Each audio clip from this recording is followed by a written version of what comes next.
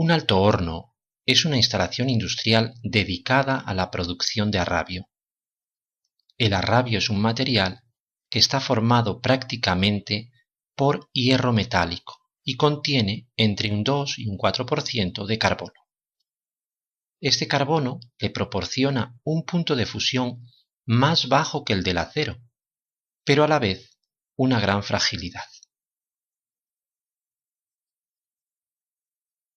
El alto horno es el elemento central de una instalación de siderurgia integral, es decir, una instalación industrial que produce acero a partir de minerales de hierro. Por otra parte, existen multitud de acererías que producen acero directamente de chatarra férrica. En España, hace más de 2 siglos que existen altos hornos. Se han llegado a construir en puntos tan distantes como Marbella, Sevilla o Almería en el sur, o Liérganes, La Cavada, La Felguera o Mieres en el norte. Durante el siglo XX ha habido 3 puntos con una gran actividad siderúrgica: Sagunto, en Valencia, Asturias y el País Vasco. En la actualidad, tan solo sobreviven 2 altos hornos en la localidad asturiana de Beriña, cercana a Gijón, propiedad de la multinacional ArcelorMittal. Un alto horno es un horno de cuba, es decir, un horno de gran altura y pequeño diámetro. En la parte superior del horno se encuentra el tragante, el elemento que permite la entrada en el interior del horno de todo lo necesario para producir arrabio, es decir, mineral de hierro, carbón de coque y fundente, piedra caliza. Este tragante dispone de una válvula que impide la salida a la atmósfera de los gases del horno. En la parte superior de la cuba se encuentra la boca. La parte central sería la cuba propiamente dicha, y poco más abajo se encontraría el vientre, el punto en donde se unen los 2 troncos de cono. Por debajo del vientre se encuentra la zona denominada étalages, palabra de origen francés. Y por debajo de estos, el crisol. El crisol es esa parte del horno en donde se concentran el arrabio fundido y las escorias fundidas. En esa zona de separación entre crisol y etalaje se encuentran las toberas, tubos por donde se inyecta aire caliente a presión que aviva la combustión. Estos tubos cogen el aire de un anillo que rodea el horno. En la parte del crisol cercana a las toberas se encuentra la bigotera para la escoria, que es el canal que permite la salida de esta escoria fundida, formada por silicatos de calcio, hacia los cucharones y los cubos, que después permitirán su extracción del alto horno y su eliminación. En la parte opuesta del crisol se encuentra la piquera para el arrabio, que descarga el arrabio o bien en grandes calderos o bien en vagones torpedo. Estos torpedos son depósitos aislados mediante ladrillos refractarios que impiden que el arrabio se enfríe en su viaje desde el alto horno hasta la acerería. La acerería puede estar a una distancia de algunos kilómetros de esa instalación del alto horno. Al lado del alto horno podemos ver estos cilindros verticales de color naranja que son las torres de Cooper. Son los recalentadores del aire que se ha de inyectar en el alto horno. Lo hacemos llegar por estos tubos azules hasta las toberas. Aquí podemos ver el crisol y como por un lado tenemos la bigotera para la escoria y por el otro lado la piquera en un punto, en un nivel inferior, para el arrabio. Al lado del alto horno se disponen las 3 tolvas de los elementos que se han de introducir en el horno y el sistema de elevación. En una tolva se coloca el carbón de coque, que es el combustible del alto horno. En una segunda tolva el mineral de hierro formado por óxidos de hierro. Y en una tercera tolva el fundente utilizado, que está formado por piedra caliza. Mediante los mecanismos adecuados, estos tres componentes, de forma alternativa, se van cargando en el skip, que es una vagoneta que circula por una vía inclinada, un plano inclinado, arrastrada por cables de acero. En este caso se han representado dos planos inclinados con dos skips.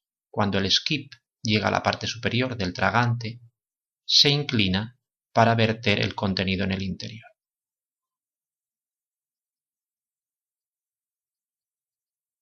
En la parte superior del horno, en un nivel inferior al tragante, junto a la boca, están los tubos de salida de gases. Estos gases de alto horno, aparte de estar calientes, tienen gases combustibles que permiten calentar el aire de entrada en el alto horno mediante las llamadas torres de Cooper. En el interior de estas torres se queman los gases que se envían a una chimenea que no está aquí representada y a la vez transfieren este calor al aire que se introducirá mediante las toberas en el alto horno. Unos dispositivos adecuados, unos compresores, envían este aire hacia las toberas a una presión inferior a 2 atmósferas, normalmente en torno a 1 atmósfera. Este aire permitirá avivar la combustión. Aquí podemos ver cómo las toberas se encuentran en un punto ligeramente superior a la bigotera que permite la salida de la escoria fundida. A continuación, pasamos a describir la obtención de los diferentes materiales que utiliza el alto horno: el carbón de coque, los pellets de mineral y la caliza. Para obtener una tonelada de arrabio, de hierro fundido, necesitamos 1500 kilogramos de mineral, 750 kilogramos de carbón de coque y 225 kilogramos de piedra caliza. Todos estos materiales se han de introducir a través del tragante en el horno mediante los skips que ya hemos descrito o las cintas transportadoras.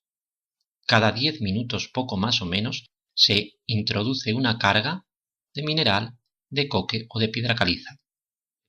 El mineral de hierro más utilizado es la hematita, óxido de hierro. El carbón de coque, por su parte, se forma con carbón que se ha destilado en hornos adecuados. El fundente, la caliza, es carbonato de calcio.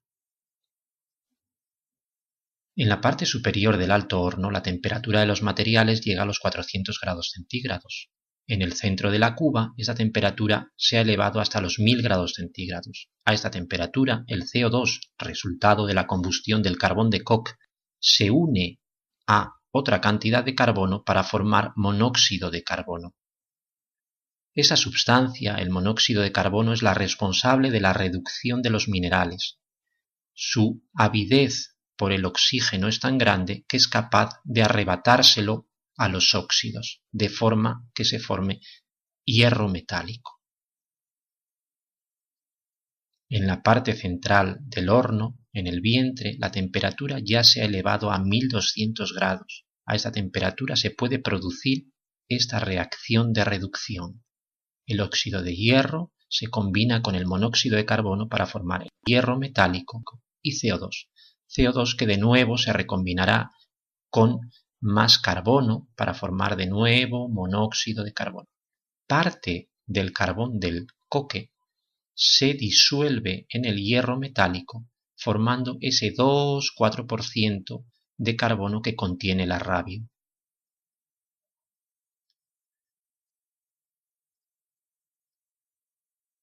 Para producir mineral de hierro primero se ha de arrancar de la naturaleza en las minas a cielo abierto mediante explosivos. Este mineral se tritura y se lava para aumentar la proporción que tiene de hierro, de óxido de hierro. Este polvo de óxido se aglomera con otros materiales para formar los llamados pellets a alta temperatura.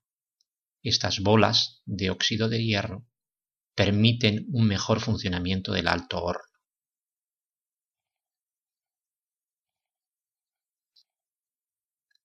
Para producir carbón de coque, primeramente se ha de extraer el carbón de las minas. En las galerías se utilizan rozadoras que arrancan el carbón de las vetas y lo depositan en cintas transportadoras que permiten su extracción al exterior. En las minas a cielo abierto se utilizan grandes excavadoras y camiones que transportan el mineral a los lavaderos. En los lavaderos se limpia y se envía desde aquí a los centros de coquización.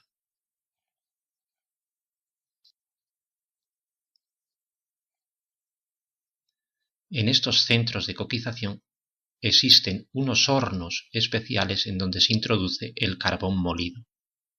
Pasado un tiempo se extrae este carbón que ya se ha transformado en coque.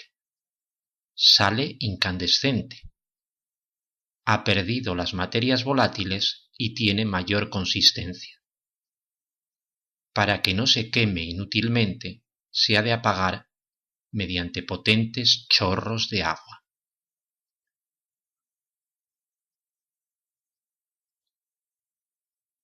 Estos materiales ya preparados se envían a los elevadores de skips o a las cintas transportadoras. El horno funciona de forma continua. Su interior tiene gran temperatura, por eso los materiales están incandescentes. Cada 6 horas, poco más o menos, se ha de producir el llamado sangrado del horno. Mediante una perforadora mecánica se rompe el tapón de arcilla refractaria que cierra el crisol, dejando pasar a través de la piquera el arrabio fundido. Este material, el arrabio, en estado líquido, corre por unos canales refractarios para cargar o bien calderos o bien los vagones torpedo que llevan el arrabio hasta las acererías.